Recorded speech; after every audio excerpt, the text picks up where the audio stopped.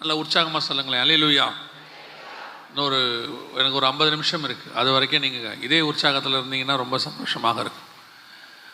மத்தேயு எழுதின சுவிசேஷம் 2ஆம் அதிகாரம் 11வது வசனம் உங்கள் எல்லாருக்கும் தெரிந்தது தான். இந்த வான சாஸ்திரிகளை குறித்து நாம் பார்க்கிறோம். இது இந்த காலகட்டத்தில் நீங்கள் சில விஷயங்கள் வேதத்தில் நமக்கு சொல்லப்பட்டிருக்கிறது. நாம் அதை கொஞ்சம் தப்பாக புரிஞ்சு கொள்ளுகிறோம், அவ்வளோதான். அல்லது என்னென்னா, நம்ம ட்ரெடிஷனாக சில காரியங்களை கேட்டுக்கிட்டு இருக்கிறோம். அதுவே நமக்கு பழக்கப்பட்டதுனால, சின்ன வயசுலேருந்து பழக்கப்பட்டதுனால நாம் அதை என்ன செய்கிறோன்னா, படிக்கும்போது கூட நம்ம கேட்டது மனசில் இருக்கிறதுனால படிக்கும்போது அதில் உள்ள சின்ன சின்ன விஷயங்கள் நமக்கு ஞாபகத்தில் இருக்காது. உதாரணமாக இந்த சம்பவத்தை எடுத்துக்கோங்க. நீங்கள் ட்ராமாலாம் போடுவீங்க. ட்ராமா போடும்போது பார்த்தீங்கன்னா 3 பேர் வருவாங்க. 3 பேர் இந்த ட்ராமாவில் குழந்தைக்கு முன்னாடி 3 காரியத்தை வைப்பாங்க. நீங்கள் பார்த்துருப்பீங்க. ஏன் 3 பேர் வராங்க அப்படின்னு சொல்லி பார்த்தீங்கன்னா, வானசாஸ்திரிகள் 3 பேர் வந்தாங்க அப்படின்றதுக்கு அடையாளம் என்னென்னா, இந்த 3 பொருள் இங்கே இருக்குது பார்த்தீங்களா, பொன்னையும் தூப வர்க்கத்தையும் வெள்ளை போலத்தையும் வைத்தார்கள். அதனால் நம்ம என்ன பண்ணுறோன்னா, 3 வானசாஸ்திரிகளை பொதுவாக நம்ம அப்படி வைப்போம். ஆனால் உண்மையிலேயே சரித்திரத்தில் பார்த்தீங்கன்னா, இயேசுவை பார்ப்பதற்கு ஏறக்குறைய 2000 வானசாஸ்திரிகள் வந்திருக்கிறார்கள். 2000த்திற்கும் மேற்பட்டவர்கள் வந்திருக்கிறார்கள். அவங்க எங்கேருந்து வந்தாங்கன்னு பார்த்தீங்கன்னா, கிழக்கிலிருந்து வந்தார்கள்னு இருக்குது. கிழக்குங்கிறதுனா அன்னைக்கு ரேஞ்சுக்கு கிழக்குங்கிறது நம்ம ஈரான், நம்மளை குறிக்கிற நாடு. ஈரான்லேருந்து இந்தியா வரைக்கும் கிழக்கு பக்கம் தான் இருக்குது. ஸோ இங்கிருந்து புறப்பட்டு போனவர்கள் இவர்கள் யாரும் இஸ்ரவேலர்கள் அல்ல. இவர்கள் யாரும் இயேசு கிறிஸ்துவை அறிந்தவர்களும் அல்ல. அவர்கள் எல்லோரும் புதிதாக இயேசுவை அப்போ தான் பார்க்குறாங்க, அப்போ தான் பார்க்க போகிறாங்க. போகும்பொழுது அவர்கள் கொண்டு போன பொருள் ரொம்ப முக்கியம். சரித்திரத்தில் என்ன சொல்லுவாங்கன்னா, இந்த ஆராய்ச்சி பண்ணும்பொழுது இந்த 3 இடத்துல கிடைக்கும்.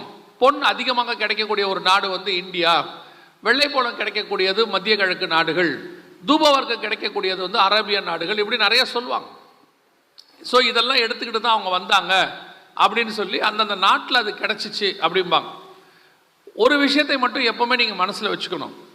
இந்த வேதத்தில் கொடுக்கப்பட்டிருக்கிறது வெறும் சரித்திரமாக இருக்குமானால், வெறும் ஒரு இன்ஃபர்மேஷனாக இருக்குமானால், அது வெறும் புத்தகம், அவ்வளோதான். அதுக்கு பின்னாடி தேவனுடைய ரகசியம்னு ஒன்று இருக்கு. அதனால தான் அதுக்கு பேர் பரிசுத்த வேதாகமம். உலகத்தில் இருக்கிற எல்லா புக்லையும் இன்ஃபர்மேஷன் இருக்குது. அது அங்கங்கே கிடைக்கும், அங்கங்கே வந்தாங்க, யார் எந்த நாட்டில் ராஜா இருந்தார் எல்லாம் இருக்குது. அதெல்லாம் புக்ஸு. இது மட்டும்தான் ஹோலி புக்கு, ஹோலி பைபிள் அப்படின்னு சொல்கிறோம். காரணம் என்னென்னா, இதுக்கு பின்னாடி தேவனுடைய திட்டம் இருக்குது. ஒவ்வொன்றத்துக்கு பின்னாடியும் கர்த்தர் அதுக்கு உண்டான ஒரு பரலோகத்தின் ரகசியத்தை வச்சிருக்கிறார். குறிப்பாக நம்ம இந்த 3 பேர்னு எடுத்துக்க வேண்டாம், மனசில் எடுத்துருங்க, 3 பேர்னு எடுத்துருங்க. ஏன்னா 3 பேர் என்பது இல்லை, அங்கே 3 பேர்னு சொல்லவும் இல்லை. 3 பொருள் வர்றதுனால 3 பேர் நம்ம நினச்சிக்கிட்டோம். இப்போ நீங்களே பாருங்களேன், ஒரு வீட்டுக்கு போகும்போது காரம் வாங்கிட்டு போவீங்க, ஸ்வீட் வாங்கிட்டு போவீங்க, பழம் வாங்கிட்டு போவீங்க. 3 பொருள் வாங்கிட்டு போனால் 3 பேர் போகிறோன்னு அர்த்தம் இல்லை. ஒரு ஆளே 3ஐயும் வாங்கிட்டு போகலாம். இல்லைன்னா இன்னும் கொஞ்சம் பேர், நம்மக்கிட்ட ஒரு பழக்கம் இருக்குது, 10 பேர் போய் ஒரு பொருள் எடுத்துகிட்டு போவோம். அந்த பாவம் வீட்டுக்காரர் ரொம்ப நம்மளை நம்பி பார்ப்போம். நம்ம ஒரு 1/2 கிலோ ஸ்வீட்டை வாங்கிட்டு போயிட்டு ஒரு 5 பேர் உட்காந்து டீ காஃபி குடிச்சிட்டு வந்துடுவோம். இன்னும் கொஞ்சம் பேர் இருக்கிறாங்க, வாங்கிட்டு போகிற ஸ்வீட்டை அவங்களே சாப்பிட்டு வந்துடுவாங்க. ஸோ நம்ம எவ்வளோ பொருள் எடுத்துகிட்டு போகிறோமோ அவ்வளோ பேர் தான் போகணுங்கிறதுக்கான அர்த்தம்லாம் அங்கே இல்லை. ஸோ இங்கே 3 பொருள்கள் வைக்கப்படுகிறது, அதான் முக்கியம். 3 பொருட்கள் வைக்கப்படுகிறது. கொண்டு போய் இயேசுவுக்கு முன்பாக பொன்னை வைத்தார்கள், தூபவர்க்கத்தை வைத்தார்கள், வெள்ளை போலத்தை வைத்தார்கள். ஏன் இவ்வளவு காரியங்கள் இருக்கும் பொழுது இயேசு கிறிஸ்துவினிடத்தில் காணிக்கையாக இது செலுத்தப்பட்டது? அதுதான் ரொம்ப முக்கியம். ஒவ்வொரு காரியத்தையும் செய்யறதுக்கு முன்னாடி நம்ம ஏன் செய்கிறோம் அப்படின்னு பார்க்கணும். ஐயா அழகாக சொன்னாங்க இந்த விஷயத்தை. இன்னைக்கு கிறிஸ்து பிறந்தார் என்பதற்கான எந்த ஆதாரமும் இல்லை, ஆனால் என்னைக்கோ ஒரு நாள் பிறந்தார், அதை நம்ம வச்சுக்கொள்கிறோம் அப்படின்னு சொன்னாங்க.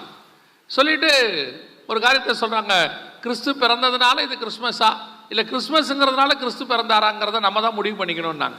அந்த மாதிரி ஒவ்வொரு காரியத்தையும் நம்ம யோசிக்கும் பொழுது ட்ரெடிஷ்னலாக யோசிக்காமல் இது 3த்துக்கு பின்னாடி என்ன இருக்குது, ஏன் இந்த 3 காரியத்தை கொண்டு வைத்தார்கள், வைப்பதற்கு என்ன காரணம், அதுவும் இயேசுகிட்ட கொண்டு ஒரு முன்னணையில், மாட்டு தொழுவத்திற்கு முன்னணையில் கொண்டு வச்சு அதை சமர்ப்பிக்கிறதுக்கு, காணிக்கை செலுத்துவதற்கு என்ன காரணம் என்பதுதான் முக்கியம். முதலாவது அங்கே 2:11 மத்திய எழுதின சுவிசேஷம் சொல்லுறது, அவர்கள் பொன்னை கொண்டு காணிக்கையாக செலுத்தினார்கள் அப்படின்றது.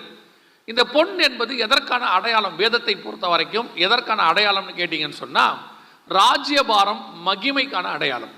ஒரு அரசாட்சியும் கவர்மெண்ட்டும் நடக்கும்போது அதனுடைய மகிமையை குறிக்கக்கூடியது தான் பொன்.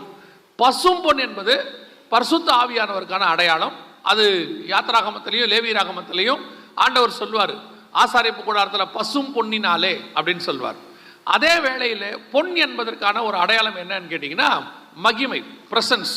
அதோடு கூட ராஜ்யபாரம். வாசிங்க தானியேல் தீர்க்கதரிசன புஸ்தகம் 2ஆம் அதிகாரம், தானியேல் புஸ்தகம் 2ஆம் அதிகாரம் 37-38 வாசி.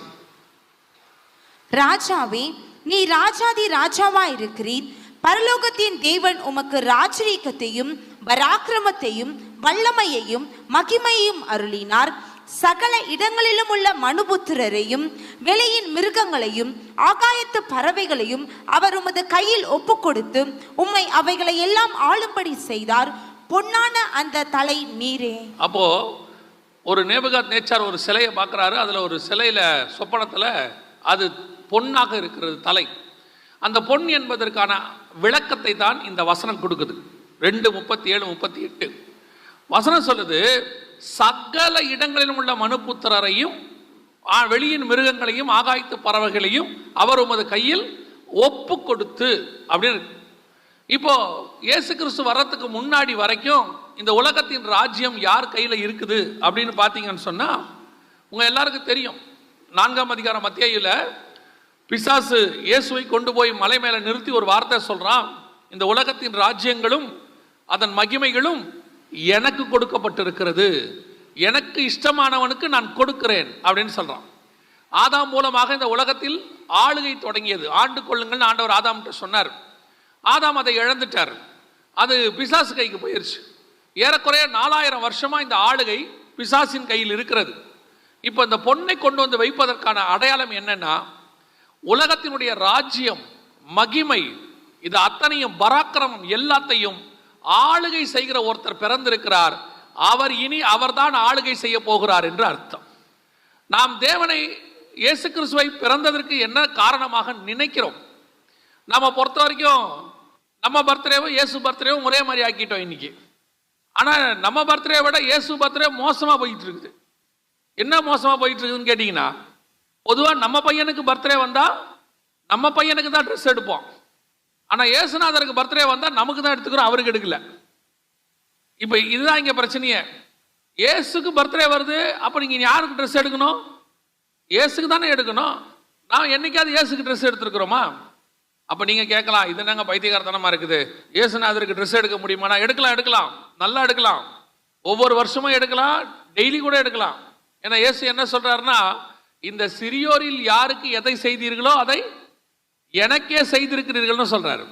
அப்ப இயேசுநாதருக்கு நீங்க பர்த்டே கொண்டாடணும்னா முதல்ல போய் ஏழைகளுக்கு எடுத்து கொடுக்கணும், அவனுக்கு ட்ரெஸ் எடுத்து கொடுக்கணும்.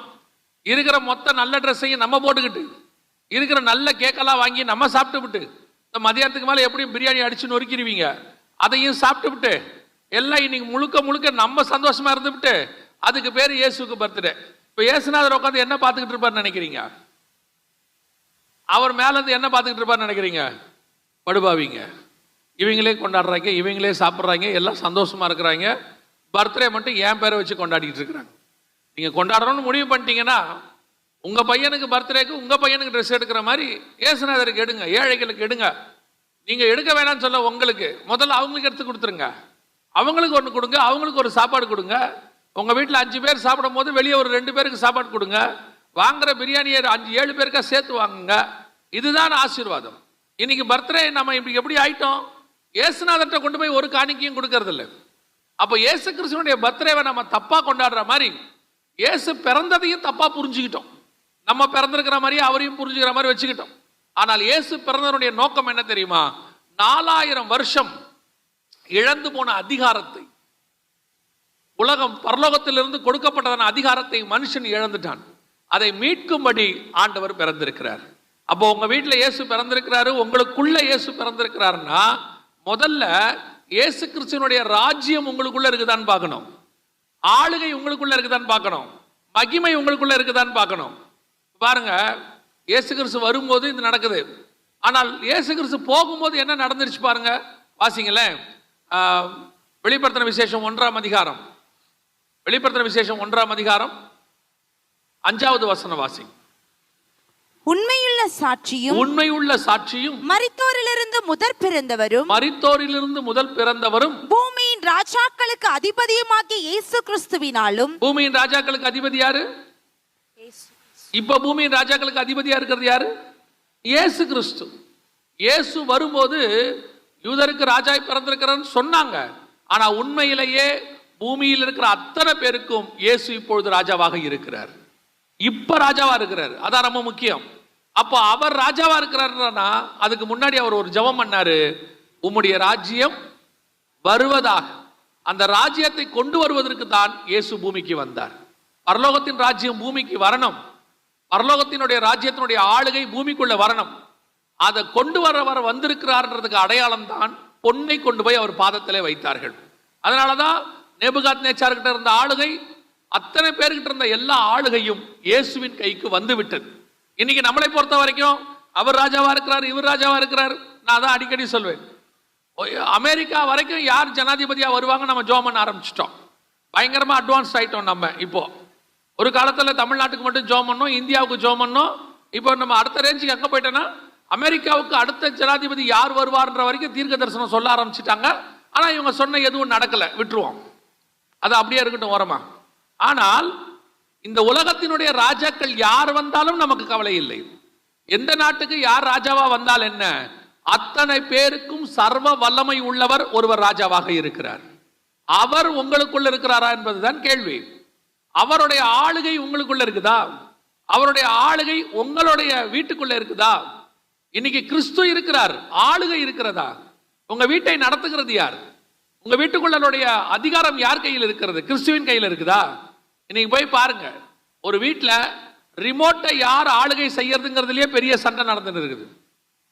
ரிமோட்டை எனக்கு கொடுக்க மாட்டேங்கிறாங்கன்னு கணவர் ஒரு பக்கம் சண்டை, மனைவி ஒரு பக்கம் சண்டை, பிள்ளைங்க ஒரு பக்கம் சண்டை. அப்புறம் இப்ப எப்படி முடிவு எடுத்துட்டாங்கன்னா ரூமுக்கு ஒரு டிவி ஆகி போச்சு. உள்ள ரூமுக்குள்ள ஒரு டிவி, ஹாலுக்குள்ள ஒரு டிவி. நான் உள்ள பாத்துக்கிறேன், நீ வெளியே பாத்துக்க. இன்னும் இப்போ ஒரு படி மேல போய் ஆளாளுக்கு போன் எடுத்துக்கிட்டு ஒரு ரூம்ல உட்கார்ந்து இருக்குது. எந்த அளவுக்கு யாருடைய ஆளுகையும் யார் கையிலும் இல்லை. இப்ப என்ன சொல்றோம், என் பேச்சை என் மனைவி கேட்கறது இல்லை, இது கணவன் சொல்றாரு. மனைவி சொல்றாங்க, பிள்ளைங்க என் பேச்சை கேட்கறதே இல்லை, மனைவி சொல்றாங்க. பெரிய அண்ணன் சொல்றான், தம்பி என் பேச்சை கேட்கவே மாட்டேங்கிறான். இப்போ ஸ்கூல்ல டீச்சர்ஸ் சொல்றாங்க, பிள்ளைங்க இப்பெல்லாம் எங்க பேச்சை கேட்கறதே இல்லை. அதோட அர்த்தம் என்ன? அதிகாரம், அத்தாரிட்டி இப்ப இல்ல, போயிடுச்சு, யாருக்கிட்டையுமே இல்லை. அப்பா சொல்றதையே பசங்க கேட்க மாட்டேங்கிறானுங்க, அம்மா சொல்றதை கேட்க மாட்டேங்கிறாங்க, யாருக்கிட்டையுமே அத்தாரிட்டி இல்லை. ஆனா வசனம் சொல்லுது, இயேசு பிறந்த போது அத்தாரிட்டி வந்தது. ராஜ்யம், வல்லமை, மகிமை அத்தனையும் அவருக்கு பாதத்துக்கு வந்துருச்சு. இது முதல் கொண்டு ராஜா பிறந்திருக்கிறார். அதனாலதான் வெளிப்படுத்தல் சொல்லுது, பூமியின் ராஜாக்களுக்கு அதிபதி. அப்ப இயேசு உங்க வீட்டுல இருந்தா இயேசுதான் ராஜாவா இருக்கணும். உங்க வீட்டுல இயேசு ராஜாவா இருக்கிறாரா? உங்க வீட்டுல இயேசுவினுடைய ஆளுகை நடைபெறுகிறதா? உங்க வீட்டுல போய் பாருங்க, யாருடைய ஆளுகை நடக்குது. காலையில எழுந்திருச்சு போய் பாருங்க, இயேசுநாதர் உங்க வீட்டுல இருக்கிறார்ன்றதுக்கான எந்த அடையாளமும் இருக்காது. உங்க பிள்ளைங்க ஸ்கூலுக்கு போகிற வரைக்கும் இயேசுநாதர் உங்க வீட்டுல இருக்கிறதுக்கான எந்த அடையாளமும் இருக்காது. காரணம் என்னன்னா, உங்க பிள்ளைங்க ஸ்கூலுக்கு போகிற வரைக்கும் 3ஆம் உலக யுத்தம் ஒண்ணு நடக்கும் இல்லையா? அடித்தடி நடக்கும். ஷூ எங்க, சாக்ஸ் எங்க, அதங்க இத்தங்க அப்படியே புடிச்சு அப்படியே. இந்த அம்மா பாவமா இருக்கும், இந்த அம்மாவை பார்த்தா காலில் சக்கரம் கட்டாத குறைதான், அப்படியே கிச்சனுக்கும் ஹாலுக்கும் ஓடிக்கிட்டே இருக்கும். இதுல அந்த அம்மாவுக்கு எப்போ ரொம்ப கோபம் வரும் தெரியுமா? இவ்வளோ ஓடிக்கிட்டு இருக்கும்போது ஒரு ஆள் உட்காந்து பேப்பர் படிச்சுட்டு இருப்பார் அந்த வீட்டில். யாரு? அவங்க வீட்டுக்காரர். இந்த அம்மாவுக்கு அந்த வீட்டுக்காரை பார்க்கும்போது அவ்வளோ கோபம் வரும். ஆனா வீட்டுக்காரை திட்ட முடியாது நேரடியா. அதனால பொத்தாம் பொதுவா சொல்லும், நீங்கெல்லாம் உருப்படவே மாட்டீங்கடாங்க. பையனை சொல்ற மாதிரியே சொல்லும். அந்த பையன் ஸ்கூலுக்கு, பொண்ணு ஸ்கூலுக்கு போகிற வரைக்கும் அந்த வீடு 3ஆம் உலக யுத்தம் மாதிரி இருக்கும். இயேசுநாதர் வீட்டில் இருக்கிறதுக்கான எந்த அடையாளமும் இருக்காது. இப்போ கூட பாருங்க, எக்ஸாம் முடிஞ்சிருச்சு போன சனிக்கிழமை. பையன் சொல்றான் எக்ஸாம் முடிஞ்சிருச்சுன்னு. அம்மா ஷாக் ஆயிருச்சு, எப்படா திறப்பாங்க ஸ்கூலு? அந்த அம்மா தான் முதல் கேள்வி கேட்குது, ஸ்கூல் எப்போ திறக்கிறாங்க? 3ஆம் தேதி. 3ஆம் தேதியா? அந்த அம்மாவுக்கு அவ்வளோ ஷாக்கா இருக்கு. ஏன்னா இவன் வீட்டில் இருந்தானா அவ்வளோ தொல்லை. வீடு வந்து 3ஆம் உலகத்தோட மோசமாக போயிட்டு இருக்குது. அடுத்து சாயங்காலத்தில் போய் பாருங்க உங்கள் வீட்டை. உங்கள் வீட்டில் சண்டை இருக்காது, ஆனால் சீரியலில் போடுற சண்டை உங்கள் வீட்டில் போயிட்டே இருக்கும். எல்லா வீட்லேயும் சாயங்காலம் 7 மணிக்கு மேலே சண்டை சத்தம் தான். அவளை கொல்லாமல் விட மாட்டேன், அவள் குடும்பத்தை நான் பிரிக்காமல் விட மாட்டேன், இப்படி எல்லா வீட்லேயும் சண்டை. இப்போ இவங்க என்ன சொல்கிறாங்க பாடும்போது, எங்கள் வீட்டுக்குள் இயேசுவின் ராஜ்யம் நடைபெற்று கொண்டிருக்கிறது. யார் சொன்னது? 100% போய். இன்னைக்கு கிறிஸ்தவர்கள் பண்டிகைங்கிற பேர்ல உங்களை நீங்கள் ஏமாற்றிக் கொண்டிருக்கிறீர்கள். பண்டிகையினுடைய நோக்கம் என்ன? அது எதை தெரியப்படுத்துகிறது? பஸ்கா பண்டிகை இயேசு கிறிஸ்துவினுடைய மரணத்தை தெரியப்படுத்துகிறது. அப்ப இயேசு பிறந்திருக்கிறாருன்னா உங்க வீட்டில் இருக்கணும்ல, உங்க வீட்டில் ஆளுகை இருக்கணும்ல, உங்க வீட்டில் இயேசுநாதர் ஆளுகை செய்யறாருங்கிறதான அந்த ஒரு சிம்டமாவது இருக்கணும்ல. உங்க வீட்டில் யார் ஆளுகை செய்யறாங்கன்னே தெரிய மாட்டேங்குது. சில வீடுகளில் போனால் தப்பா எடுத்துக்காதீங்க, நான் உங்களை சொல்லல. சில வீடுகளுக்கு போனா லிட்டரலா வீட்டில் பிசாசு இருக்கிறத நீங்க பார்க்கலாம். அப்படியே தலைவிரி கோலத்தில் அந்த அம்மா கத்திக்கிட்டு உட்காந்துருக்கும். அவரு ஒரு பக்கத்தில் பனியனை போட்டு கத்திக்கிட்டு உட்காந்துருப்பாரு. சுத்தி இருக்கிற அத்தனை வீட்டுக்காரரும் வாசல்ல உட்காந்து பார்த்துக்கிட்டு இருப்பான். அவனுக்கு அதுதான் என்டர்டைன்மெண்ட். அவன் சொல்றான் அது டெய்லி நடக்குங்கன்றான். அந்த வீட்டில் இயேசுநாதர் இருக்கிறாரா? முதல்ல இன்னும் கொஞ்சம் பேருக்கு இருக்கு. சண்டை போட்ட உடனே வீட்டில் போடுறது பிடிக்காது அவங்களுக்கு. கிடுகிடுன்னு வாசலை தாண்டி வெளியே வந்துடுவாங்க, என்னமோ பாக்ஸிங் போடுற மாதிரி. கிறிஸ்தவ குடும்பத்தில் முதல்ல கிளம்பி வெளியே வந்து வாசலில் சண்டை போடுறது தான் அவங்களுக்கு பெரியது. என்ன நீங்க சாட்சி கொடுக்குறீங்க? இதுல வேற கிளம்பி கையில பைபிளோட பிள்ளைக்குட்டியில கூட்டுக்கிட்டு புதுசா ட்ரெஸ் போட்டுக்கிட்டு நாங்கெல்லாம் சர்ச்சுக்கு போறோம். எங்க போறீங்க? சர்ச்சுக்கு போறோம். இதுல வேற இப்ப நீங்க போயிட்டு 5 வகை பலகாரம் 7 வகை பலகாரம் தட்டுல வச்சு பக்கத்து வீட்டுக்கு எடுத்துட்டு போவீங்க. அவன் அப்படியே பார்த்துக்கிட்டே இருப்பான். நேற்று சண்டை போட்ட வீடா இது? இன்னைக்கு இவ்வளவு நல்லவங்களா இருக்கிறாங்க. அவங்களே சொல்லுவான் ஒரு நாள் தான் அப்படி இருப்பாங்க, நாளைக்கு பாருங்க அவங்கள பத்தி தெரியும்பா. இன்னைக்கு பண்டிகை கொண்டாடுகிறதுனாலே நீங்கள் கிறிஸ்தவர்கள் என்று தெரியக்கூடாது. உங்கள் வீட்டின் ஒவ்வொரு நாள் சாட்சியும் நீங்கள் கிறிஸ்தவர்கள் என்று தெரிய வேண்டும். இயேசு உங்க வீட்டுக்குள்ள இருக்கிறது தெரியணும். தெரியுதா? அதான் கேள்வி. உங்க வீட்டுக்குள்ள கிறிஸ்துவின் ராஜ்யம் இருக்கா? ஆளுகை வந்துருச்சா? யோசிச்சு பாருங்க. இயேசு பிறந்தார்னு தெரிஞ்ச உடனே ஏரோது கலங்கினான்னு இருக்கு. எருசலேம் நகரத்தார் கலங்கினார்கள். காரணம் என்ன? அந்த ராஜ்யம் வந்த உடனே மத்த இருக்கிற அத்தனை பேரும் பயப்படுறாங்க. அப்போ உங்களுக்குள்ள கிறிஸ்து வந்துட்டாருன்னா, உங்க வீட்டுக்குள்ள கிறிஸ்து பிறந்துட்டாருன்னா, உங்களுக்குள்ள கிறிஸ்துக்குள்ள நீங்க பிறந்துட்டீங்கன்னா உங்க வீட்டுக்குள்ள ஒரு அத்தாரிட்டி இருக்கும், ஒரு ராஜ்யம் இருக்கும். இன்னைக்கு கிறிஸ்துவின் ராஜ்யம் வீட்டுல இல்ல, வேற யாருடைய ராஜ்யமோ நடந்துட்டு இருக்கு. அதை முதல்ல சரி பண்ணுங்க. அதை சரி பண்ணுவதுதான் உண்மையிலேயே கிறிஸ்து பிறந்திருக்கிறாருன்னு அர்த்தம். உங்க வீட்டுக்குள்ள ஒரு வருஷம், இப்ப நீங்க எப்படி ஜனவரி மாசம் 1ஆம் தேதி ஆளாளுக்கு ஒரு தீர்மானம் எடுப்பீங்க இல்ல? 1ஆம் தேதி மாதிரி தீர்மானம் எடுக்கிற நாள் உலகத்திலே என்னைக்கும் இல்ல. 2ஆம் தேதி மாதிரி தீர்மானத்தை மீறுற நாளும் கிடையாது. 1ஆம் தேதி இப்ப தீர்மானம் எடுப்பீங்க. என்ன எடுப்பீங்க? நிறைய தீர்மானம் எடுப்பீங்க. இன்னில இருந்து வாக்கிங் போக போறேன் அப்படின்னு. 2ஆம் தேதியே போக மாட்டீங்க. என்ன முடிவு எடுப்பீங்க? நாளையில இருந்து போலாம். அது கதை முடிஞ்சு. நீங்க இந்த தீர்மானத்துக்கெல்லாம் பதிலா இது எல்லாத்தையும் விட்டுட்டு ஒரு தீர்மானம் எடுங்க. இந்த வருஷத்துல இருந்தாவது எங்க வீட்டுக்குள்ள கிறிஸ்துவின் ராஜ்யம் நடக்கணும்னு நாங்க விரும்புறோம். ஜெபம் பண்ணுங்க. நீங்க கொண்டு வர முடியாது, நீங்க ஜெபம் பண்ணுங்க, உங்களால் கொண்டு வர முடியும். இன்னைக்கு அநேக வீடுகள் கிறிஸ்து உள்ளே ஆளுகை செய்கிறாரானே தெரியல, அந்த இடத்துல தான் இருக்கு. 2வது அந்த வசனத்தை திருப்பி வாசிங்க பார்ப்போம். மத்தேயு எழுதின சுவிசேஷம் 2:11 வாசிங்க.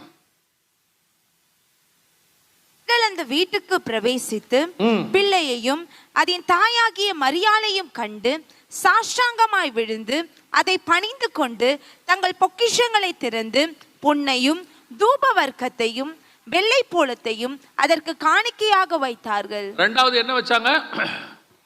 பொன்னையும் தூப வர்க்கத்தை வைத்தார்கள். தூப வர்க்கம்னா என்ன? முதல்ல அது நமக்கு தெரியணும். தூப வர்க்கம்னா என்ன, எதை குறிக்கிறது? புதிய ஏற்பாட்டில் தூப வர்க்கம் என்பது எதை குறிக்கிறது? வாசிங்க. வெளிப்படுத்தின விசேஷம் 5ஆம் அதிகாரம் 8வது வசனத்தை வாசி. வெளிப்படுத்தல் 5:8 வாசிங்க. அந்த புஸ்தகத்தை அவர் வாங்கின போது அந்த 4 ஜீவன்களும் 24 மூப்பர்களும் தங்கள் தங்கள் சுரமண்டலங்களையும் பரிசுத்தவான்களுடைய ஜெபங்களாகிய தூப வர்க்கத்தால் தூப வர்க்கத்தால் நிறைந்த பொற்கலசங்களையும் பிடித்துக் கொண்டு ஆட்டுக்குட்டியானவருக்கு முன்பாக வணக்கமாய் விழுந்து நல்லா கவனிங்க. அப்போ தூபவர்க்கம் என்பது எதை குறிக்கிறது? ஜபங்களை குறிக்கிறது. ரெண்டாவது, இயேசு கிறிஸ்து உங்களுக்குள் இருக்கிறார் என்றால் உங்களுக்குள் ஒரு நிச்சயம் இருக்கணும், என்னுடைய எல்லா ஜபங்களுக்கும் பதில் கொடுக்கிறவர் ஒருவர் என் வீட்டுக்குள் இருக்கிறார் என்று அர்த்தம். ஏன்னா இயேசு கிறிஸ்துவுக்கு முன்னாடி ஜபம் பண்ணாங்க, ஆண்டவர் கேட்டாரு, பதில் கொடுத்தாரு. ஆனால் இயேசு வந்த பிறகுதான் வசனம் தெளிவா இருக்கு, என் நாமத்தினாலே நீங்கள் எவைகளை கேட்பீர்களோ அவைகளை பெற்றுக்கொள்வீர்கள். இன்னைக்கு வீட்டில் உங்க வீட்டில் இருக்கிற ஜபம் எப்படிப்பட்டதாக இருக்கிறது? உங்க வீட்டில் பிரேயர் இருக்குதா? முதல்ல கிறிஸ்தவங்க வீடுகளில் இந்த ஃபேமிலி பிரேயர்னு ஒன்று இருக்கும், இருக்கா உங்க வீட்டில்? அப்படி ஏதாவது நடக்குதா? உலகத்துக்கே ஃபேமிலி பிரேயர் சொல்லி கொடுத்ததே ஆரம்பத்தில் நம்ம தான். ஆனால் இன்னைக்கு ஃபேமிலி பிரேயரும் இல்லை, பிரேயரும் இல்லை. உங்கள் வீட்டில் எப்போ பிரேயர்? பையனுக்கு பர்த்டே வந்தால் பாஸ்டரை கூப்பிட்டுருக்குறோம், வீட்டில் பிரேயர். கல்யாண நாள் வந்தால் பாஸ்டரை கூப்பிட்டுருக்குறோம், வீட்டில் பிரேயர். யாராவது இறந்துட்டாங்கன்னா வீட்டில் பிரேயர். அப்புறம் பிரேயர் மீட்டிங், இவ்வளோதான் இருக்குது பிரேயர். தனிப்பட்ட முறையில் உங்கள் வீட்டில் ஜெபம் இருக்குதா? ஆண்டவரை நோக்கி ஜெபம் பண்ணுறீங்களா? ஏதாவது பிரச்சனை வந்தால் ஜெபம் பண்ணுறீங்க. ஏதாவது அது கூட இப்போ கொஞ்சம் நீங்கள் அட்வான்ஸ் ஆகிட்டீங்க. ஏதாவது பிரச்சனை வந்தால் ஊழியக்காரருக்கு ஃபோன் பண்ணி ஜெபம் பண்ண சொல்கிறீங்க. எங்களுக்காக நீங்கள் கொஞ்சம் ஜெபம் பண்ணிக்கிறீங்களா? எங்கள் வீட்டில் இந்த பிரச்சனை போயிட்டு இருக்குது. நீங்கள் ஜெபம் பண்ணுறீங்களா? முதல்ல உங்ககிட்ட ஜெபம் அப்படின்னு ஒன்று இருக்கா வீட்டில்? என்னைக்காவது உட்காந்து ஜெபம் பண்ணுறீங்களா? முந்தையெல்லாம் வீடுகளில் பார்த்தீங்கன்னு சொன்னால், நான் சொல்கிறது ஒரு 30 வருஷத்துக்கு முன்னாடி, 20 வருஷத்துக்கு முன்னாடி, வீட்டில் 2 டிவி வந்து 2 நாள் தான் வேலை செய்யும். ஒன்று வெள்ளிக்கிழமை வேலை செய்யும், இன்னொன்று ஞாயிற்றுக்கிழமை வேலை செய்யும். அதுக்கு மேலே டிவியில் எந்த ப்ரோக்ராம் இருக்காது. வெள்ளிக்கிழமை ஒரு ப்ரோக்ராம் இருக்கும், ஒளியும்னு. ஞாயிற்றுக்கிழமை ஒரு ப்ரோக்ராம் இருக்கும், தமிழ் படம் போடுவாங்க. இதை தவிர வேற ஒன்றுமே இருக்காது. அந்த காலத்திலேயே எல்லா நாளும் வீட்டில் ஒரு 1/2 மணி நேரம் 1 மணி நேரம் உட்காந்து கிறிஸ்தவங்க ஜெபம் பண்ணுவாங்க. கிறிஸ்தவங்க வீட்டில் ஜெப சத்தம் கேட்கும். பைபிள் எடுத்து வாசித்து ஒரு அதிகாரம் வாசித்து 2 பாட்டு பாடி ஒரு ஜெபம் பண்ணுவாங்க. இன்னைக்கு கேட்டு பாருங்க, உங்க வீட்டில் ஜெபம் இருக்குதா? உடனே எத்தனை பேரும் எல்லாருக்கிட்டையும் இருக்கக்கூடியதான ஒரு மிக முக்கியமான வார்த்தை வாயில 4 வயசு பையன்ல இருந்து 80 வயசு தாத்தா வரைக்கும் சொல்றாங்க, நாங்க ரொம்ப பிஸி.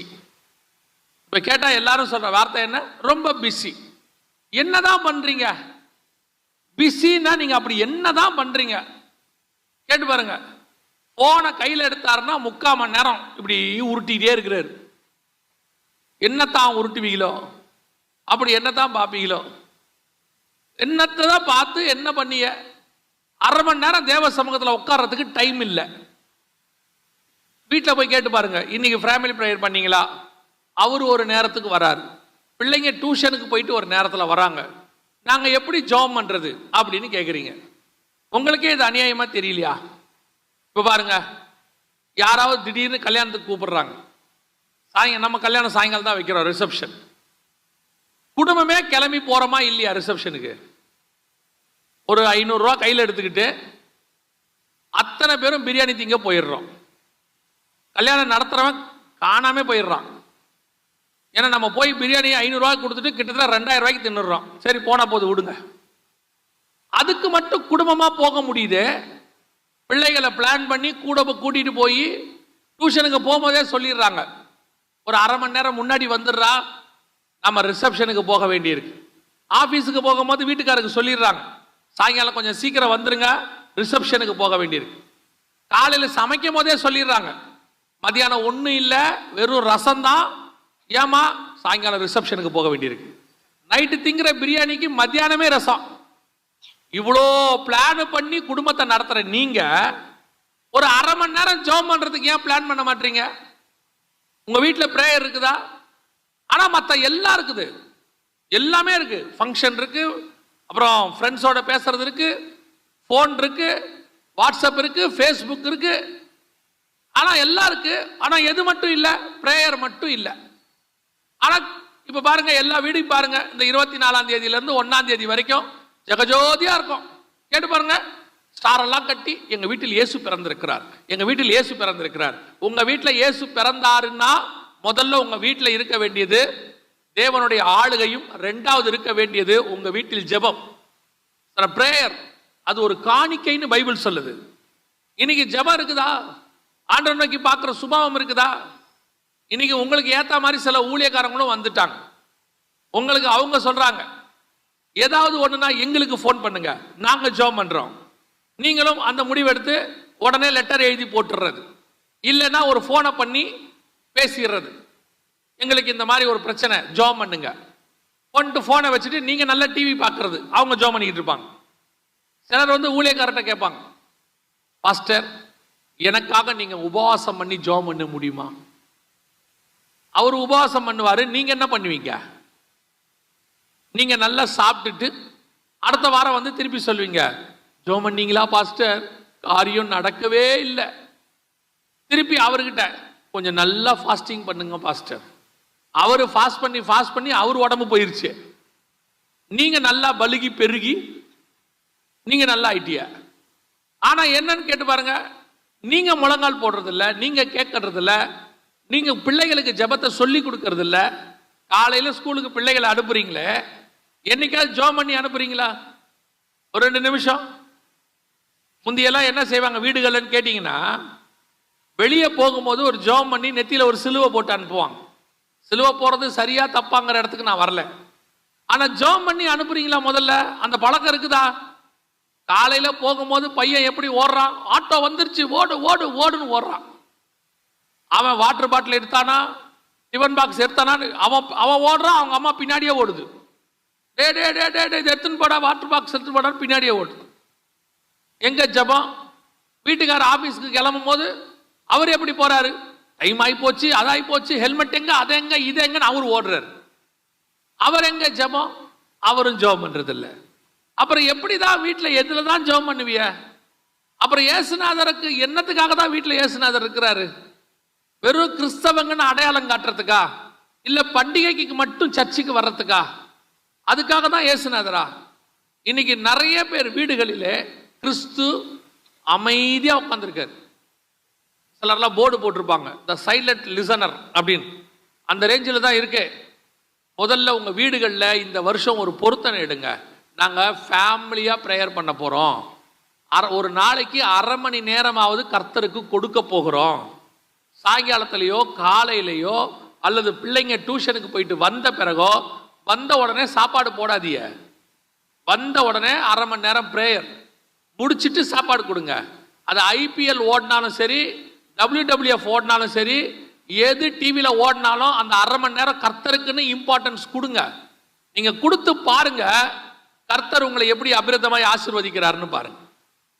இன்னைக்கு என்ன நடக்குது? ஆண்டவரை தேடுறோம், ஒன்றும் ஆசீர்வாதம் வர மாதிரி இல்லை அப்படின்னு நீங்களே நினைச்சுக்கிறீங்க. காரணம் என்ன? ஒன்லி நேம் கிறிஸ்டியன்ஸ், பேர் தான் கிறிஸ்தவமா இருக்கு.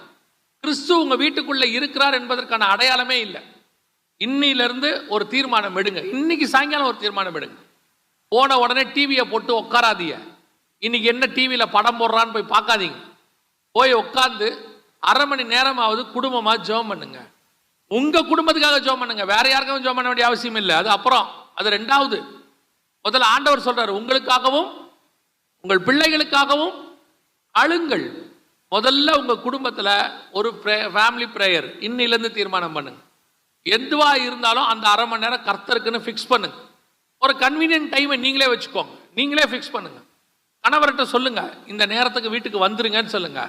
அவர் ஒன்றும் வெளியே ஒன்றும் செய்ய மாட்டார். வேலையை முடிச்சுட்டு எவன் கூடயாவது உட்காந்து டீ கடையில் டீ குடிச்சுக்கிட்டு பஜ்ஜி தின்னுக்கிட்டு இருப்பாப்புல. ஒன்றும் பெரிய அதானி அம்பானி வேலை பார்க்க போகிறதில்ல. வெளியே வேலையை முடிச்சுட்டு இருக்கிறவனெல்லாம் கூப்பிட்டுக்கிட்டு டீ கடையில் முனையில் உட்காந்துக்கிட்டு பஜ்ஜியை தின்னுபிட்டு நைட்டு 2 மணிக்கு ஏஞ்சி நெஞ்சில் ஏதோ ஓடுதும்பாப்புல. அதுக்கு அதான் காரணம். அந்த ஆளை முதல்ல வீட்டுக்கு வர சொல்லுங்க. ஒரு 8 மணி 8:30 வந்துருங்கன்னுங்க. பாவம், அந்த ஆள் வீட்டுக்கு வரதுக்கே பயப்படுறான். அது அடுத்த கொடுமையா இருக்கு. வீட்டுக்கு போனால் என்ன பிரச்சனையோ அப்படின்ட்டு அவன் வெளியவே இருக்கான். அந்த ஆள்கிட்ட சொல்லுங்க, வேற எதுக்கும் வர சொல்லலை, வந்து ஜெபம் பண்ண தான் வர சொல்றோம். ஒரு 8, 8:30 வந்துருங்கன்னு சொல்லி கணவர் மனைவி பிள்ளைகள் உட்கார்ந்து ஒரு 1/2 மணி நேரம் கர்த்தருக்கு டைம் கொடுங்க. உங்கள் குடும்பத்தை வருகிற வருஷத்தில் கர்த்தர் எப்படி ஆசீர்வதிக்கிறார்னு பாருங்க. நீங்கள் கொஞ்சத்தில் உண்மையாக இருந்தால் கர்த்தர் என்ன செய்வாராம்? அநேகத்தின் மேல் அதிகாரியை வைப்பார். இந்த தீர்மானத்தை முதல்ல எடுங்க. வீட்டில் ஜெபம் இருக்கணும், தூப வர்க்கம். யோசித்து பாருங்க, நோவா பேழையை விட்டு வெளியே வரார். வந்த உடனே பலி செலுத்துறாரு. பலி செலுத்தின உடனே வசனம் சொல்லுது, கர்த்தர் அதை சுகந்த வாசனையாய் நுகர்ந்தார். கர்த்தர் என்ன பண்ணாராம்? சுகந்த வாசனையாய் நுகர்ந்தார். அந்த நுகர்ந்த உடனே அவர் சொல்றாரு, இனி நான் பூமியை அழிக்க மாட்டேன். அதான் பாதுகாப்பு. நீங்க ஜெபம் பண்ண கர்த்தர் சுகந்த வாசனையாய் நுகர்ந்து அந்த தூப வர்க்கம், துதி, ஸ்தோத்திரம் எல்லாவற்றையும் நுகர்ந்து உங்களுக்கு பாதுகாப்பை கட்டளையிடுகிறார், உங்களுக்கு ஆசீர்வாதத்தை கொடுக்கிறார். நீங்க என்ன நினைக்கிறீங்க? நல்லா சம்பாதிக்கிறோம், செலவாகிட்டே இருக்குது, ஒரு 10 காசு கூட எடுத்து வைக்க முடியல சொல்றாங்க. பொத்தல் பை மாதிரி போய்கிட்டே இருக்குது. நல்லா ஆண்டவருக்கு ஒரு பேர் இருக்குது, ஜபத்தை கேட்கிறவரே மாம்சமான யாவரும் இடத்தில் வருவார்கள். இன்னைக்கு ஒரு அரை மணி நேரம் பிரேயர். அந்த காலத்தில் இப்போ ஐயா சொன்னார், இந்த சர்ச்சு 105 வருஷத்துக்கு முன்னாடியிலிருந்து இருக்குது, 105 வருஷமா இருக்குது இந்த சர்ச்சுன்னு. இந்த சர்ச்செல்லாம் அந்த பரிசுத்தவான்கள் எப்படி கட்டியிருப்பாங்க நீங்க நினைக்கிறீங்க? எப்படி ஸ்தாபிச்சிருப்பாங்க? திறமையினால இல்ல, முழங்காலினால, ஜபத்தினால. 105 வருஷம் இந்த நாட்டுக்குள்ள ஒரு சர்ச்சு நிக்குதுன்னா அது யாரோடைய திறமையும் கிடையாது, கர்த்தருடைய கிருபை. அதுக்கு பின்னாடி பரிசுத்தவான்களுடைய ஜெபம். எத்தனையோ பரிசுத்தவான்கள் ஜெபம் தான் இன்னைக்கு சபைகள் நிக்குது. அன்னைக்கு ஒரு சில ஊழியக்காரங்களோட பழகி இருக்கிறேன், வயசானவங்க, அவங்களுக்கு ரொம்ப படிப்பறிவுலாம் இருக்காது. அவங்க இன்னைக்கு இருக்கிற மாதிரி பைபிள் காலேஜ்லாம் முடிச்சவங்கலாம் கிடையாது. ஆனால் அவங்களுக்கு ஒன்று தெரியும், அவங்க சபைக்கு போகும்போது நான் பார்த்துருக்கிறேன், 3 மணிக்கு எந்திரிப்பார். ஒரு பரிசுத்தவானை பார்த்தேன், ஒரு ஊழியக்காரர் 3 மணிக்கு எந்திரிச்சார். எழுந்திரிச்சு சர்ச்சை சுற்றி சுற்றி ஜெபம் பண்ணுறாரு 5 மணி வரைக்கும். அவர் வேற ஒன்றுமே செய்யல, சோதரம் சோதரம் சோதரம் சோதரம்னு அவர் சர்ச்சை அவரே சுற்றி சுற்றி ஜெபம் பண்ணுறாரு. காலையில் கேட்டேன், என்ன பாஸ்டர் பண்ணுறீங்க? என்ன சர்ச்சை சுற்றி ஜெபம் பண்ணேன்னாரு. எத்தனை வருஷமா பண்ணுறீங்க? அது ஒரு 30-40 வருஷமா பண்ணிக்கிட்டு இருக்கிறேன். ஏன் பாஸ்டர்? என்ன சர்ச்சை பாதுகாக்கிறது நானா? கிடையாது, கர்த்தர். என்னால் பண்ண முடிஞ்சது ஜெபம் மட்டும்தான். அதுதான் ரொம்ப முக்கியம். உங்கள் குடும்பத்தை காப்பாற்றுவது ஜெபம். உங்கள் பிள்ளைகளுடைய எதிர்காலம் கர்த்தருடைய கரத்தில் இருக்கு. அதுக்கு உங்க பிரேயர் தான் ரொம்ப முக்கியம். ஏதோ ஒரு திட்டத்துக்கு எழுதி போட்டு பணத்தை கொடுத்துட்டா பிள்ளை கர்த்தர் ஆசீர்வதிப்பார் நினைக்காதீங்க. இல்லைன்னா யாருக்காவது ஃபோன் பண்ணி என் பிள்ளைக்கு ஜெபம் பண்ணுங்கன்னா உடனே பிள்ளை ஆசீர்வதிப்பார் ஜெபம் நினைக்காதீங்க. உங்க பிள்ளைக்கு நீங்க தான் ஜெபம் பண்ணணும், நீங்க தான் முழங்கால் போடணும், ஒவ்வொரு நாளும் நீங்க தான் ஜெபிக்கணும். கடைசியாக மத்தேயு எழுதின சுவிசேஷம் 2:11 வாசிங்கள் பார்ப்போம். அவர்கள் அந்த வீட்டுக்குள் பிரவேசித்து பிள்ளையையும் அதன் தாயாகிய மரியாளையும் கண்டு சாஷ்டாங்கமாய் விழுந்து அதை பணிந்து கொண்டு தங்கள் பொக்கிஷங்களை திறந்து பொன்னையும் தூப வர்க்கத்தையும் வெள்ளை போலத்தையும் அதற்கு காணிக்கையாக வைத்தார்கள். கடைசி என்ன வச்சாங்க? வெள்ளை போலத்தை வைத்தார்கள். வெள்ளை போலன்றது என்ன தெரியுமா? வெள்ளை போலங்கிறது உங்களுடைய அபிஷேகம், உங்கள் மேல் கர்த்தர் கொடுத்திருக்கிற அபிஷேகம், உங்கள் மேல் உள்ள சாட்சி, உங்களுக்கு கர்த்தர் கொடுத்திருக்கிறதான சாட்சியின் வாழ்க்கை. வாசிங்க யாத்ராகமத்தின் புஸ்தகம் 30ஆம் அதிகாரம் 3வது வசனத்தை 23வது வசனம் வாசி. யாத்ராகமம் 30:23. மேன்மையான சுகந்த வர்க்கங்களாகிய சுத்தமான வெள்ளை போலத்தில் பரிசுத்த ஸ்தலத்தின் சேக்கலின்படி 500 சேக்கல் எடையையும் சுகந்த கருவாப்பட்டையிலே அதில் பாதியாக 250 சேக்கல் எடையையும் சுகந்த வசம்பில் 250 சேக்கல் எடையையும் லவங்கப்பட்டையில் 500 சேக்கல் எடையையும் ஒலிவ எண்ணெயில் 1 குடம் எண்ணெயும் எடுத்து அதனால் பரிமள தைலக்காரன் செய்வது போல சுட்டப்பட்ட பரிமள தைலமாகிய சுத்தமான அபிஷேக தைலத்தை உண்டு பண்ணுவாயாக, அது பரிசுத்த அபிஷேக தைலமாய் இருக்க கடவது. இதான் வெள்ளை போலத்துக்கான அர்த்தம். ஏன் இயேசு கிட்ட கொண்டாந்து வெள்ளை போலத்தை வச்சாங்க தெரியுமா? அடுத்த ஆசாரியன் பிறந்திருக்கிறார். ஒரு பக்கம் ராஜா பிறந்திருக்கிறார், ஒரு பக்கம் ஆசாரியன் பிறந்திருக்கிறார். வெள்ளை போலத்தை கொண்டு வந்து வைக்கும் பொழுது உங்களையும் என்னையும் கர்த்தர் அப்படிதான் அழைச்சிருக்கிறார். வாசிங்க இன்னொரு வசனத்தை, வெளிப்படுத்தின விசேஷம் 1ஆம் அதிகாரம் 6வது வசனத்தை வாசிங்க. வெளிப்படுத்தல் 1:6. நம்மிடத்தில் அன்பு கூர்ந்து தமது இரத்தத்தினாலே நம்முடைய பாவங்களற நம்மை கழுவி நம்முடைய பிதாவாகிய தேவனுக்கு முன்பாக நம்மை ராஜாக்களும் ஆசாரியர்களும் ஆக்கின. போதும், ராஜாக்களும் ஆசாரியரும் ஆக்கின. இந்த வெள்ளை போலம் என்பது ஆசாரியத்துவத்துக்கான அடையாளம். வெள்ளை போலம் என்பது சாட்சிக்கான அடையாளம். வெள்ளை போலம் என்பது அபிஷேகத்துக்கான அடையாளம். இன்னைக்கு ஆண்டவர் உங்களையும் உங்க வீட்டுக்குள்ள அப்படி ஒரு அபிஷேகத்தை வச்சிருக்கிறார். உங்க வீட்டுக்கு உங்களை வெறும் ராஜாவா வைக்கல. நமக்கெல்லாம் எப்படி தெரியுமா இருக்கு? ராஜாவாக இருக்கணும்னு ரொம்ப ஆசை. வீடு அரண்மனை மாதிரி இருக்கணும், அந்த வீட்டில் நான் ராஜாவாக இருக்கணும். சிலர்லாம் சொல்லுவாங்க, எங்கள் அப்பா எங்களை ராணி மாதிரி வச்சுருந்தாரு அப்படிம்பாங்க. அந்த வீட்டுக்கு அவங்க எப்படி இருந்திருக்கிறாங்க? ராணி மாதிரி இருந்திருக்கிறாங்க. அதுவே பிள்ளைகளை சொல்லும் போது சொல்லுவாங்க, அப்பாக்கள் சொல்லுவாங்க தங்களோட பெண் பிள்ளைகளை கொஞ்சம் போது, இந்த எங்கள் வீட்டோடைய ராணி இதுதான், எங்கள் வீட்டோடைய இளவரசி இதான்பாங்க. நம்ம வீட்டுக்கு நம்ம தான் ராஜா, நம்ம வீட்டுக்கு நம்ம தான் ராணி, நம்ம வீட்டுக்கு நம்ம தான் இளவரசர். நம்ம ஒன்றும் பெரிய நாட்டுக்கு ராஜாவாக போகிறதில்ல. ஆனால் இன்னொன்று இருக்கு, உங்கள் வீட்டுக்கு நீங்கள் தான் ஆசாரியன். கர்த்தர் உங்களை தான் ஆசாரியனா வச்சிருக்கிறார். பிள்ளைகளுக்கு போதிக்க வேண்டியது உங்களுடைய கடமை. உங்கள் குடும்பத்துக்கு ஆசாரியத்துவத்துக்கு நீங்க தான் முக்கியமாக இருக்கணும். இன்னைக்கு உங்க குடும்பத்துக்குள்ள வெள்ளை போலத்தினுடைய வாசனை இருக்குதா? வெள்ளை போலம் என்ன தெரியுமா? வாசனை, சாட்சி. நீங்க யோவான் எழுதின சுவிசேஷம் 12ஆம் அதிகாரத்தை நீங்க வாசிச்சு பாருங்க. 2-3 வசனத்துல மரியாள் கொண்டு வந்து வாசிங்க. அங்கே அவருக்கு ராவிருந்து பண்ணினார்கள். மார்த்தாள் பணிவிடை செய்தால், லாசரும் அவருடனே கூட பந்தியிருந்தவர்களில் ஒருவனாயிருந்தான். அப்பொழுது மரியாள் விலையேற பெற்ற களங்கமில்லாத நலதம் என்னும் தைலத்தில் ஒரு ராத்தல் கொண்டு வந்து அதை இயேசுவின் பாதங்களில் பூசி தன் தலைமயிரால் அவருடைய பாதங்களை துடைத்தாள். அந்த வீடு முழுவதும் தைலத்தின் பரிமளத்தினால் நிறைந்தது. அப்போ உங்க வீட்டுக்குள்ள வெள்ளை போலம் இருக்குமானால் உங்க வீடு முழுவதும் தைல வாசனையால் நிரம்பும், அபிஷேக தைலத்தினால் நிரம்பும். உங்க வீடு சாட்சியின் வாசனையால் நிரம்பும். உங்க வீட்டை பார்க்குறவங்க, கிறிஸ்து உங்க வீட்டுக்குள்ள இருக்கிறாரு, ஒரு இந்த வீட்டை மாதிரி நான் ஆசீர்வாதமா இருக்கணும்னு நினைக்கணும்.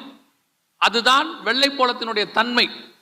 சில நேரங்களிலே வீட்டுக்குள்ள கசப்பான அனுபவம் வரும், சில பாடுகள் வரும், சில பிரச்சனைகள் வரும், வராம இருக்காது. அப்படி வந்தாதான் குடும்பம். ஆனா அவைகளுக்கு நடுவுல கர்த்தர் உங்களுக்கும் எனக்கும் ஒரு ஆசீர்வாதமான வாசனையான வாழ்க்கை வச்சிருக்கிறார். அடுத்தவங்க பார்க்கும்போது உங்களை என்னையும் சாட்சி சொல்லணும். கர்த்தரால் ஆசீர்வதிக்கப்பட்டவங்க இப்படித்தான் இருப்பாங்க. பாருங்க, அந்த குடும்பத்தை பாருங்க, இயேசுவை ஏற்றுக்கொண்டாங்க, இன்னைக்கு என்னவா மாறிட்டாங்க. அவங்க இயேசு கிறிஸ்துவை நம்புறாங்க, அவங்க குடும்பம் எப்படி ஆசீர்வாதமா இருக்குது, அவங்க பிள்ளைகள் எப்படி இருக்கிறாங்க பாருங்கன்னு நம்மளை பார்த்து சாட்சி சொல்லணும். அதான் வெள்ளை போலத்தினுடைய தன்மை. இன்னைக்கு நாம குடும்பத்தை பார்த்து சாட்சி சொல்ல முடியுதா? பெரிய கொடுமை என்ன தெரியுமா? இந்த நாளில் சொல்றது கொஞ்சம் வருத்தப்படுறேன். இங்க சென்னை ஹைகோர்ட்ல போனா டிவோர்ஸ் கேஸ்ல கிறிஸ்தவர்கள் கேஸும் அதிகமா இருக்குது. கிறிஸ்தவர்களும் அதிகமாக அங்க டிவோர்ஸ்ல இருக்கிறாங்க. மற்ற மதக்காரங்க டிவோர்ஸ்ல இருக்கும் போது நாம வாழ்ற வாழ்க்கையை பார்த்தா அவங்க தெரிஞ்சுக்க முடியும். பாருங்க, கிறிஸ்தவர்களுக்குள்ள டைவர்ஸே இல்லை, அவங்க எவ்வளவு ஒத்துமையா இருக்கிறாங்கன்னு சொல்ல வேணாமா? இன்னைக்கு கிறிஸ்தவ குடும்பங்களை பார்த்தா மற்ற குடும்பங்களை விட மோசமான நிலைமைக்கு இருக்கு. நம்மளை பார்க்கும் பொழுது அவர்களுக்கு தெரியணும், கிறிஸ்து இந்த வீட்டில் இருக்கிறாரு, அதனால இவங்க ஆசீர்வாதமா இருக்கிறாங்க. கிறிஸ்துவை ஏற்றுக்கொண்டாங்க, அதனால ஆசீர்வாதமா இருக்கிறாங்க. நம்மளை சுத்தி நிறைய புறஜாதியார் இருக்கிறாங்க. நம்மளை சுத்தி சொந்தக்காரங்க நம்மளை பார்த்துக்கிட்டே இருக்கிறாங்க. அவங்க எல்லாருக்கும் நம்ம தான் வெள்ளை போல வாசம். அதுதான் அந்த வெள்ளை போலங்கிறது வாசனை. இப்போ நீங்க சென்ட் அடிக்கிறீங்களே, அந்த சென்ட்ல அந்த வெள்ளை போலம் கலந்துருக்கும்.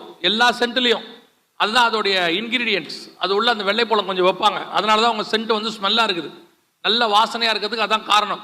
எவ்வளோ காஸ்ட்லியான வெள்ளை போலம் வாங்குறீங்களோ அவ்வளோ காஸ்ட்லியா இருக்கும் உங்க சென்ட், அவ்வளோ ஸ்மெல் வரும். அந்த ஸ்மெல்லுக்கு காரணமே மிர்ருன்னு சொல்லக்கூடியதான அந்த வெள்ளை போலம் தான். அப்போ அதோட அர்த்தம் என்ன? இந்த வெள்ளை போலம் வாசனை வீசி அநேகரை உங்கள் பக்கம் திருப்பும். அதுதான் இயேசு கிட்ட கொண்டு வந்து விட்டாங்க. இப்ப பாருங்க, அதுக்கு முன்னாடி இருந்தவங்ககிட்ட இல்லாத ஒரு சாட்சி இயேசு கிட்ட இருக்கு.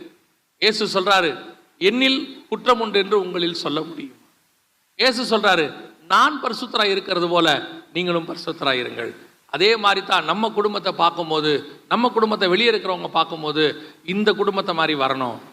நாம பிள்ளைகளை வளர்க்குற முறையை பார்க்கும்போது அவங்க சொல்லணும், இந்த பிள்ளைகள் மாதிரி வளர்க்கணும். நான் ஒரு காரியத்தை சொல்லிட்டு முடிக்கிறேன், கவனிங்க.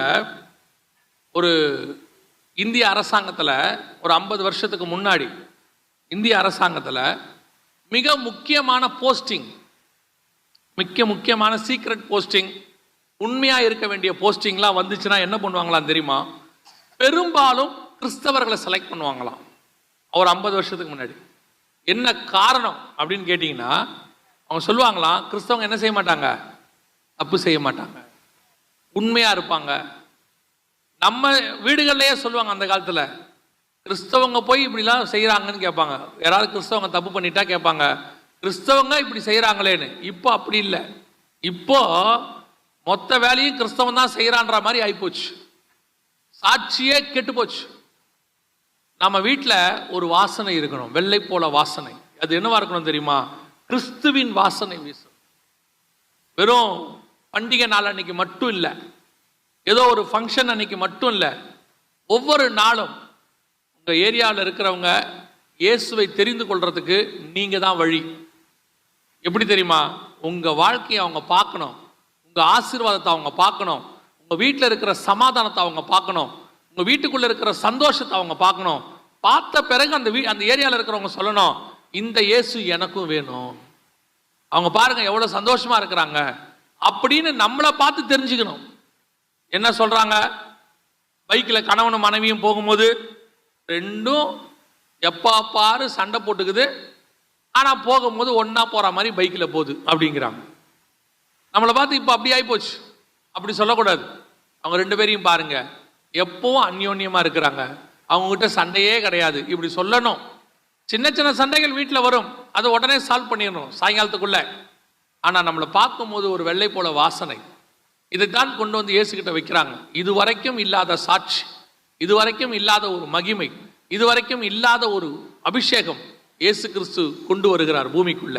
அதனால தான் இந்த 3 காரியங்களை கொண்டு வந்து அவருடைய பாதத்தில் வைக்கிறாங்க. ஒன்று பொன், இன்னொன்று தூபவர்க்கம், இன்னொன்று வெள்ளை போலம். அதோட அர்த்தம் என்னன்னா, ஆளுகை, மகிமை, 2வது ஜெபம், 3வது சாட்சி.